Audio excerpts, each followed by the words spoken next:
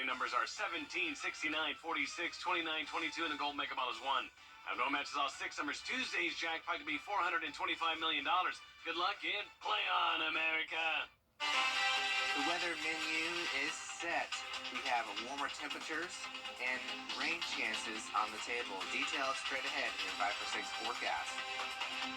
Right now on News Channel 6 at 11, former U.S. Attorney and Georgia Senator Ed Carver has passed away. We'll have reaction from the community. Also ahead, renovations coming to Smith, Hazel, and Aiken. We'll have a preview of the public meeting. And Payne College holds its annual spring convocation and a ribbon cutting. We'll tell you why as your News at 11 starts now. Live from Television Park, this is WJBF News Channel 6 at 11. Good evening, everyone. I'm Hannah Latier. Thank you so much for joining us. Coverage you can count on begins as a well-known local leader is being remembered tonight. Former Georgia State Senator Ed Carver has died at the age of 64. Nikita Dennis has the story. Many have walked through the doors of Ashley's barbershop, but former U.S. Attorney for the South District Ed Tarver was a special client for almost 30 years. Tarver was a well-known leader not only in Augusta, but throughout Georgia. He became the first black U.S. Attorney for the Southern District of Georgia in 2009. He was appointed by President Barack Obama. Many who were close to him say they cherished every moment. I went to the hospital about a month ago to do his hair. And when I got there, he wasn't in condition for me to do his hair. But I did hang around about an hour just to kind of talk with him and see how he was doing. A graduate of Augusta University and the University of Georgia School of Law, Tarver also served in the Army before getting into politics. Ed Tarver was bigger than life for a lot of us. He was a trailblazer in this community, both in his community work and the things he did to advance the community as a politician. He won't be replaced as someone who has served in so many different roles. And with all of his achievements, Elam says Tarver will be remembered forever. Ed was also a guy that, because he was a lawyer, some people would be able to get some free legal advice at the barbershop. So I'm sure a lot of people don't remember Ed for that. Tarver is survived by his wife, Dr. Carol Adela Tarver, and his children. An investigation is underway in Richmond County. Deputies were on the scene of what could be possible human remains on Highland Avenue and Gordon Highway. Details are limited, but count on News Channel 6 to keep you updated on this developing story. And it's time now for our first check of the forecast. Here's meteorologist Miller Hyatt. Miller, can we expect some more warm weather this weekend? Yes, it only will create an environment for rain and possibly some strong storms on your Monday. Details on a Viper 6 alert day on Monday coming up in your Viper 6 forecast, Hannah. All right, Miller, looking forward to it. The city of Aiken is holding a public meeting tomorrow to discuss renovations to the Smith Hazel Recreation Center and Park. I spoke with city leaders and nonprofit groups about the plans. Funding has been secured, plans have been approved, and public hearings have been held to upgrade the 60-year-old park. A lot of the amenities are in need of improvements: the basketball court, tennis courts, the walking track. Right now, renovations are being done to the recreation center, but not the external park.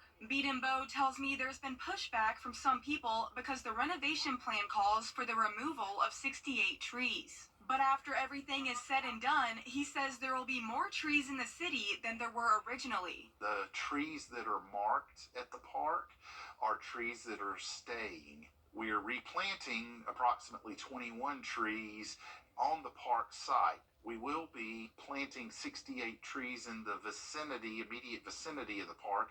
And I know folks worry about loss of trees.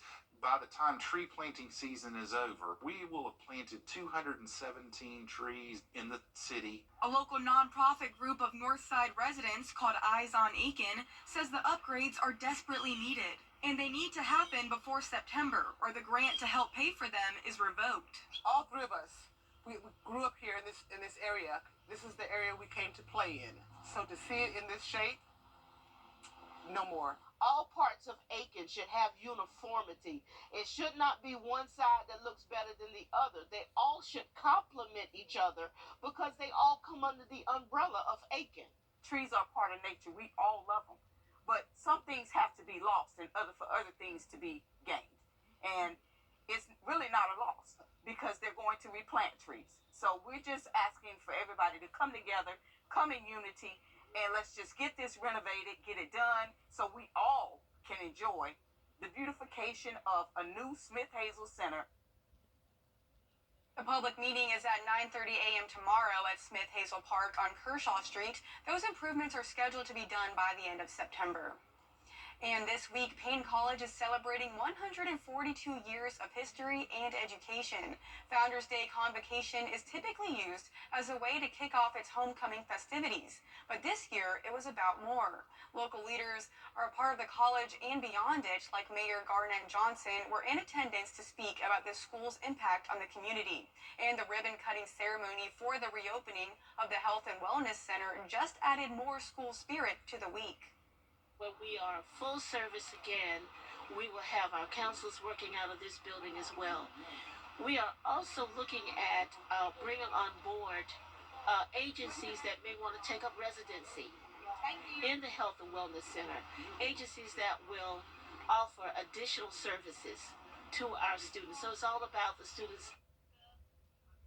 Aetna Better Health of Georgia made a generous $25,000 donation to help rebuild the center after extreme weather took to it last year. And a new mentoring program hopes to transform children's lives in the Aiken area. Kids Corner held a ribbon cutting today at its location at 3 Hickman Street, offering diverse programs for 5 to 17-year-olds. It includes classrooms for math and reading sessions, a computer lab, and arts activities. We'll have plays, we'll have arts exhibits from the kids, we'll have concerts from the kids where they'll be able to sing and show their talents. We may even have a little band here for the kids to be able to, so we're going to have a lot of performing arts things. It's open every other Saturday. There are plans to expand the program to include after-school sessions on weekdays. Big Pharma CEOs were in the hot seat on Capitol Hill over the high price of prescription drugs. The heads of Johnson & Johnson, Merck, and Bristol-Myers Squibb were asked why the price of drugs is so high. The committee focusing on several drugs, saying Johnson & Johnson charges Americans with arthritis $79,000 for Stelara, while the same product is about $16,000 in the UK. 10 of the top pharmaceutical companies in America made over $110 billion in profits in 2022. They are doing phenomenally well, while Americans cannot afford the cost of the medicine they need. The pharmaceutical heads said that the price comes as a fairly significant cost for patients outside of the U.S., such as in Canada. Patients would have to wait roughly 3 to 4 years to get access to a medicine now available in the States. Still ahead, a big event returning to Tybee Island. How local leaders want to prevent traffic issues during this year's Orange Crush. Well, we've got a weekend that includes a split, not a banana split, but a weather forecast split with nice conditions followed by stormy conditions. Details straight ahead. This is going to be... And then the rain returns for next weekend as this El Nino pattern sticks around. Miller, thank you. And hopefully the weather is nice for this year's Orange Crush. The big event is returning to Tybee Island later this year, and lawmakers are trying to prepare. Last year, the event saw nearly 50,000 people come to the island for spring break. It caused massive traffic issues on Highway 80, and leaders want to prevent a repeat performance. I am working with our fellow representatives, the Department of Transportation, and the state police to keep Highway open, and if necessary, to redirect traffic at the Bull River Bridge should the road become impassable or the island become too congested. Please expect delays coming on and off the island those 2 weekends. Orange Crush returns the weekend of April 19th. Coming up, meeting the candidates for Georgia House District 125. We'll meet Republican Jen Steed after the break. But first, the winning numbers for tonight's South Carolina lottery are Pick 3, 4, 4, 3, and the Pick 4 winning numbers 6, 4, 7, 9, Fireball 9. The 2020 weather headlines on News Channel 6, brought to you by Jamie Casino Injury Attorneys. The live 5 for 6 Skyview Network, sponsored by Terry Lambert Hyundai. News Channel 6 is profiling all 5 of the House District 125 candidates ahead of the February 13th special election. Graham Lee spoke with Republican candidate Jen Steed about what issues he hopes to address if elected. Republican Jen Steed says he knows the district like the back of his hand. My family's been here almost 100 years. My granddaddy moved here in 1934, and they started the farm where it's at now. So the farm in 10 years is going to be a 100-year farm. Steed has spent time working in the trucking business, hospitality, education, and of course, agriculture. But now he's turning his attention to representing his county at the state level. For me, I know what the people are thinking because I'm the person, I'm a citizen. And I'm not a political figure or never had any interest in politics. I just decided that I knew that I could do the better job of any candidate that was running. And so I jumped in the race. The conservative is aiming to make improvements to the public education system and advocate for small businesses in our area. But his biggest hope is to improve the relationship between the representative and citizens in District 125. I've talked to a lot of people, and some of them didn't even know who the representative was. And to me, that's a shame, and I want to try to change that. I believe they're voting for somebody who's genuine, who you can, if he's going to talk to you and say something, believe it.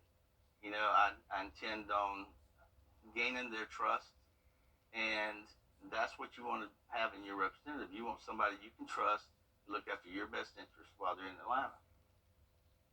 The House District 125 special election will be next Tuesday, February 13th. Steed is opposed in that race by Republicans C.J. Pearson and Gary Richardson, Democrat Kay Turner, and Libertarian John Turbish. You can find more information on polling times and precincts at WJBF.com. We'll be right back. Brandsmark audio and tax, $396 and above. Going on now at Brandsmark USA. With high inflation and high cost of living, it may not be the right time for you to buy a car. So why not show that car in your driveway some love and schedule service at mymiracleadvantage.com. Now, WJBF sports coverage you can count on. 2/8/24 was a huge day for basketball as NBA fans around the country remembered the late, great Kobe Bryant. For one current NBA star, the way to honor Kobe was to break one of his records. Former South Carolina men's basketball star and current Memphis Grizzlies forward Gigi Jackson became the youngest player in NBA history to score more than 25 points off the bench. The just barely 19-year-old finished with 27 points in a loss to the Bulls, which breaks Kobe Bryant's record that he earned back in 1997. Our good friend Colin Cody was in the locker room after the game.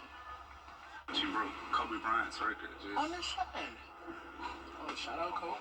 On Mamba Day, 2/8/24. What's your Wow. reaction? I feel like this is gonna be stamped in Grizzlies history for a long time to come. And I've said this before, but it's not me. It's all glory to God. And the opportunity that's been put at hand. Obviously, unfortunate with injuries and things, but you got to go out there and take advantage. Gigi also had on his pink shoes to honor his mom's fight with breast cancer. Well, Gigi's former team, South Carolina, will look to stay in the hunt for the SEC regular season title as they get a visit from Vanderbilt on Saturday. The Gamecocks are seeking the team's 7th straight SEC victory, the longest active win streak in the league currently, and the program's longest SEC win streak since starting the 1996-97 season. Currently, they are 12-1 at home this year, and tip-off will be at 1 p.m.